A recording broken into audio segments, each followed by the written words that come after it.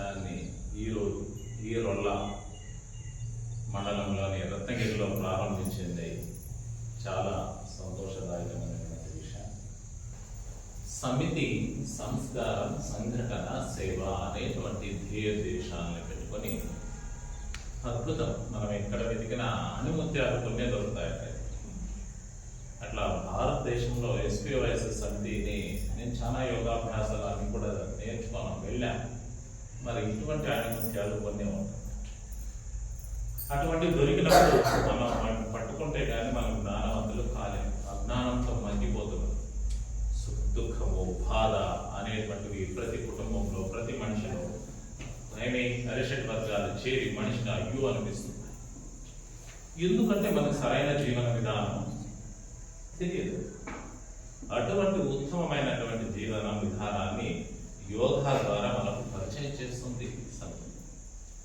ఎంత అద్భుతమైనటే పూర్వంలో భారతదేశంలో మహర్షులు, ఋషులు ఏ విధంగా అయితే విద్యను అందించారో ఉచిత వసతి, ఉచిత ఆహార ప్రసాద, ఉచిత యోగ శిక్షణ మూడింటిని తన పనికి పుచ్చుకొని రామస్వామి అన్నవారు ఎంత అద్భుతంగా, ఎక్కడి నుంచి వస్తుందో డబ్బు తెలియదు కానీ వేల లక్షల ఒక దగ్గర చేరిన అంతటి ఐక్యత, అంత వసుధైక కుటుంబంగా అందరూ ఉండు, కుల, మత, వేద, వర్గం, లింగం ఏమీ లేదు. చాలా అద్భుతమైనటువంటి స్వర్గం ఎక్కడుందో చూడలేము. స్వర్గం అంటే ఏమో అక్కడ మనము చవి చూడడం అనేటువంటిది జరుగుతుంది. మరి అటువంటి అద్భుతమైనటువంటి శిక్షణ సమితి ద్వారా మీరు బయటకు వెళ్ళి బెంగళూరులో అక్కడ పోయి డబ్బు పెట్టి నేర్చుకుంటే ఇందులో ఒక కాలు భాగం కూడా ఇస్తారో లేదో కానీ 60,000-70,000 రూపాయలు వసూలు చేస్తారు. మరి మీకు ఇచ్చే ఇక్కడ పూర్తి సంపూర్ణమైన శిక్షణ లక్షలు పెట్టేది. ఇప్పుడు మాతో పాటు MSc యోగా చేసిన వాళ్ళు ఉన్నారు. మాలో కనీసం కాలు భాగం కూడా వాళ్ళకి ఏం తెలియదు. సర్టిఫికేట్ అయితే MSc పొందిన ఆయన అటువంటి శిక్షణ మాకు సమితి అద్భుతంగా ఇస్తుంది. అసలు ఏంటి ఇదేందో యోగా అంటారు, పల్లెలకు వచ్చి మాకంత యోగా అంటే ఇంతకుముందే చెప్పారు. మాకు రైతులే, మేము పనులు చేస్తాం, అన్నీ చేసుకుంటాం. పనులకి దీనికి సంబంధం లేదు. ఏంటిదంటే మన శరీరాన్ని ఎట్లా ఉంచుకోవాలో అట్లా ఉంచుకోవడం. మన శరీరంలో అనేక వ్యవస్థలు ముందు మనకు సరి లేకుండా ఏంటంటే శరీరమే సరిగ్గా లేదు. సరిగ్గా కూర్చోలేము, సరిగ్గా లేలేము, సరిగ్గా కొద్దిసేపు నిలబడలేము. ఎంతమంది కింద కొద్దిసేపు కూర్చొని ఉంటారు? కూర్చోలేరు. చిన్నప్పుడు పిల్లవాళ్ళు కూర్చోమంటే ఏడైనా కూర్చుంటారు, లేమంటే చక్కలు వేస్తారు, పనుకోమంటే పనుకుంటారు, దొరలమంటే దొరుకుతారు. పెద్దవాళ్ళు అయినప్పుడు కూర్చొని లేచేది కూడా భంగం అయిపోయింది. మనసు చూస్తే ఇంకా దాని కథ చెప్పదు.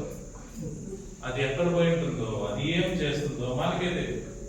నిద్రపోయినవాడా మనిషి ఎక్కడ పోయింటావు? ఒక వంట పని చేస్తున్నప్పుడు మనసు ఎక్కడ పోయిండు?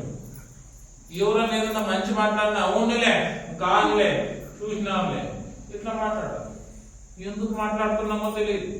మరి మనం ఏమిట్లో ఉన్నా? అజ్ఞానంలో ఉన్నా. అటువంటి జ్ఞానం అంతా కూడా యోగాభ్యాసం చేయడం అంటే శరీర స్థితి, శరీరంలో కండరాలు ఏ భాగంలో ఎట్లా ఉండాలో అట్లే ఉంటాయి. మరి రోజు మనకి ఎంత గాలి కావాలో అంతే పెంచుకునే శక్తి వస్తుంది. మన శరీరంలో రకరకాల వ్యవస్థలు ఉన్నాయి. రక్త ప్రసరణ వ్యవస్థ, శ్వాస వ్యవస్థ, జీర్ణ వ్యవస్థ, ఇవన్నీ అస్తవ్యస్తంగా పనిచేస్తున్నాయి. సడన్ గా ఉన్నట్లే కడుపు సరిగ్గా పనిచేయదు. పోయి టాయిలెట్ కూర్చుంటే సరిగ్గా అది రాదు. ఒకరు బీడీ తాగాలంటారు, ఒకరు సిగరెట్ తాగాలంటారు, టాయిలెట్ పోవాలంటే ఎంత కష్టం. ఇట్లా ప్రతిదీ ఇబ్బంది అవుతూ ఉంది. పల్లెల్లో ఉన్నా కూడా షుగర్ అనే కాయలు వస్తుంది, BP అనేది వస్తా ఉంది, చర్మ రోగాలు ఏమేమి వస్తాయో తెలియదు, ఎప్పుడు ఏం పట్టుకుపోతాయో తెలియదు, ఎప్పుడు తలకాయ తిరుగుతుందో తెలియదు, ఎప్పుడు సుస్థి అవుతుందో తెలియదు. ఇట్లా రకరకాలైనటువంటి మానసిక, శారీరక రుగ్మతలు మనల్ని పట్టి పీడిస్తున్నాయి కాలం.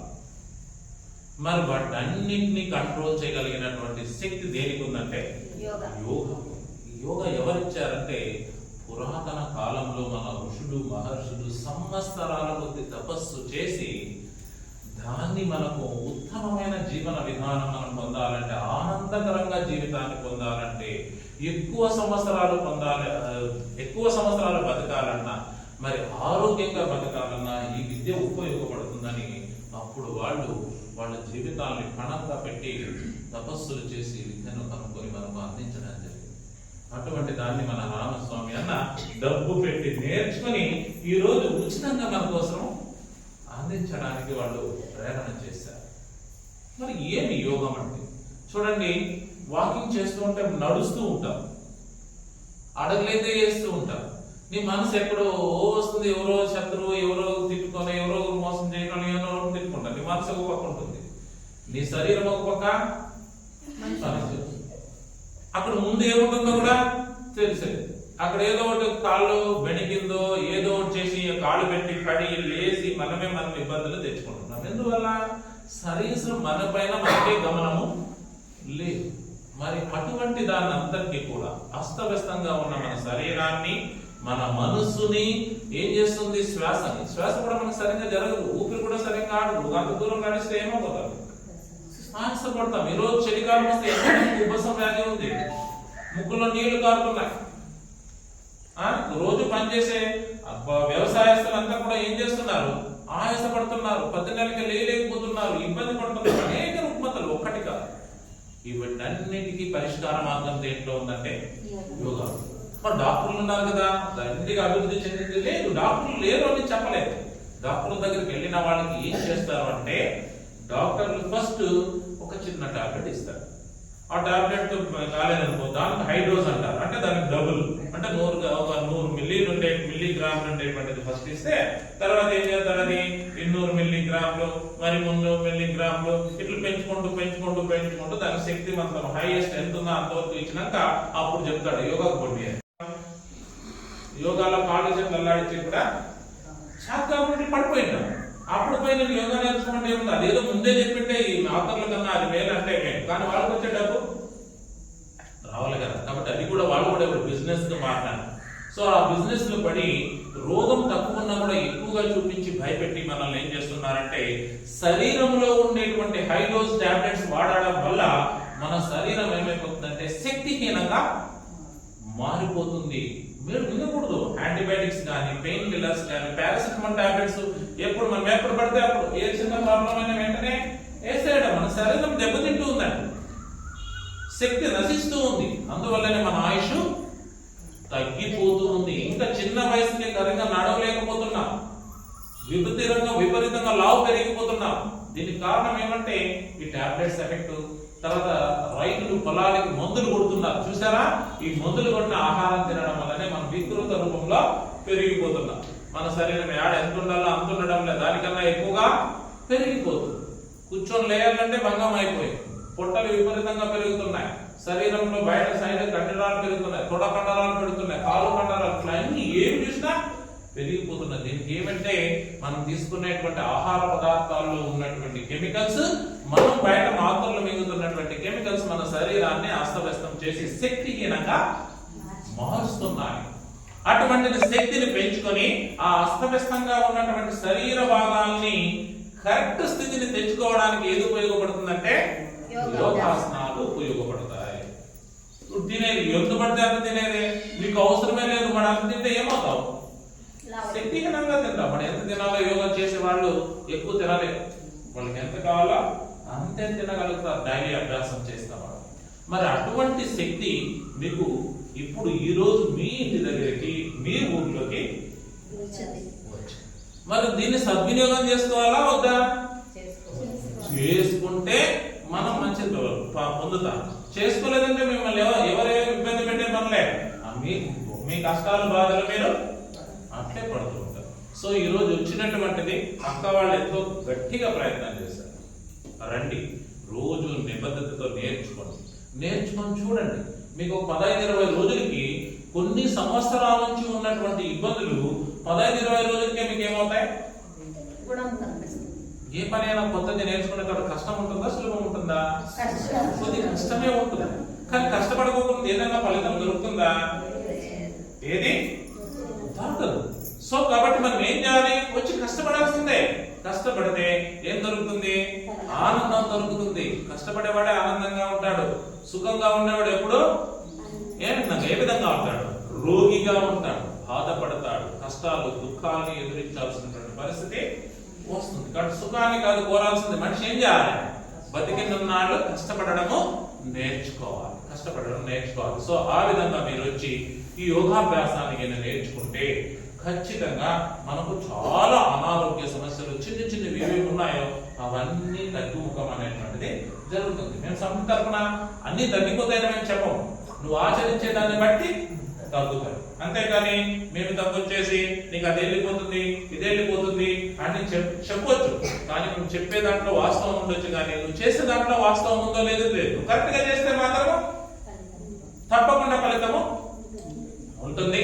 కాబట్టి అటువంటిది వచ్చారు. ఇటువంటి వాళ్ళు ఉండేవారు, బీపీ ఉండేవాళ్ళు ఉన్నారు, షుగర్ ఉండేటువంటి వాళ్ళు ఉన్నారు, అనేకమైనటువంటి నొప్పులు ఉండేటువంటి వాళ్ళు, మోకాళ్ళ నొప్పులంట, నడుము నొప్పంట, భుజాల నొప్పులంట, కండరాల నొప్పులంట, లోపల సరిగ్గా జీర్ణం కాకుండా కడుపు నొప్పి ఉండేవాళ్ళు, అసిడిటీ ఉండేవాళ్ళు, మలబద్ధకం వచ్చేసి కాన్స్టిపేషన్ వచ్చి టాయిలెట్ సరిగ్గా రాకోకుండా ఉండేవాళ్ళు ఉన్నారు, మళ్ళీ ముక్కు నీళ్లు కారే వాళ్ళు ఉన్నారు, ఉబ్బసం ఆయాసం ఉండేటువంటి వాళ్ళు ఉన్నారు. ఇటువంటివన్నీ కూడా ఏమవుతుందంటే నెమ్మదిగా తగ్గుతూ వస్తూ ఉంటుంది. సో అటువంటి దాన్ని మీరు రోజు రండి, నేర్చుకునే ప్రయత్నం చక్కగా ప్రయత్నము చేయండి. ఎవ్వరూ ఇక్కడ బాధపడాల్సిన అవసరం లేదు. అక్కవాళ్ళు బాగా నెమ్మదిగా మీకు నేర్పించడానికి అవకాశం ఉంది. మరి యోగా వల్ల ఏం జరుగుతుందంటే మనలో ఒక శక్తి ఉద్భవిస్తుంది. ఎప్పుడు ఉద్భవిస్తుంది చెప్దాము. ఒక్కసారి విషయాన్ని తెలుసుకొని చూస్తారు. మన శరీరంలో భాగం ఇప్పుడు ఈ ఏలు ఏమైపోయింది? ఈ ఏలు ఉంది. ఇప్పుడు దీన్ని ఏం చేస్తున్నా? నేను ప్రెస్ చేస్తున్నాను కదా. ఈ ప్రెస్ చేసినప్పుడు నేనేం చేయాలి? ఈ తనగా ప్రెస్ చేసినప్పుడు నా మనసు ఎక్కడో ఉండకూడదు. ఈ మనసు ఎక్కడ ఉండాలి? మనం ఎక్కడ కదిలిస్తున్నామో అక్కడే శ్రద్ధ పెట్టి గమనించాలి. తర్వాత శ్వాస జోడించాలి. ఇట్లా వదిలినప్పుడు శ్వాస వదిలేయాలి, ఇట్లా వచ్చినప్పుడు శ్వాస తీసుకోవాలి. ఈ మూడు కూడా మన దగ్గర కరెక్ట్ గా ఒకే ఏకాగ్రతలో ఉంటే ఎట్లా రోగమైనా కానీ తగ్గిపోతుంది. అందుకే ఋషులు మహర్షులు అంతా కూడా ఏం చేశారంటే పెద్ద క్యాన్సర్ రోగాలు అప్పుడు మందులు లేకపోకున్నప్పుడు కూడా దాన్ని జయించడం యోగాభ్యాసం ద్వారా సాధ్యము అయింది. కాబట్టి మన శరీరంలో ఏవి ఒక స్థితిలో ఉంచాల్సినవి? శరీరము, మనసు, శ్వాస. బాగా గుర్తుపెట్టుకోండి. ఏంటంటే శరీరము, మనసు, శ్వాస. ఇవి మూడు ఐక్యమైతే అదే నీకు యోగం. యోగం అంటే ఏమి? అన్ని కలిసి రావడం.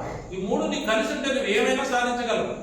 ఏది సాధించలేనిది ఏది లేదు. ఆరోగ్యం కావచ్చు, ఆయుష్ కావచ్చు, డబ్బులు కావచ్చు, హోదాలు కావచ్చు, జ్ఞానమైన కావచ్చు, ఏదైనా నువ్వు సిద్ధించగలిగిన శక్తి ఈ మూడు కలిసినప్పుడు మాత్రమే జరుగుతుంది. దీన్నే ఏమంటారంటే యోగము అంటారు. కాబట్టి అవి సాధించుకోవడానికి కోసం ఇక్కడికి మనం వచ్చి నేర్చుకుని ప్రాక్టీస్ చేసినారంటే అద్భుతంగా ఈ ఫలితాలు అనేటువంటిది పొందుతారనేటువంటి విషయాన్ని తెలియజేస్తూ మరి ఈ అవకాశం ఇచ్చినటువంటి సమితికి, ఇంత జ్ఞానం ఇచ్చినటువంటి సమితికి ఎప్పుడు నా శిరసా వహించి సాష్టాంగ నమస్కారాలు తెలియజేసుకుంటూ హరి ఓం తెలియజేస్తున్నా.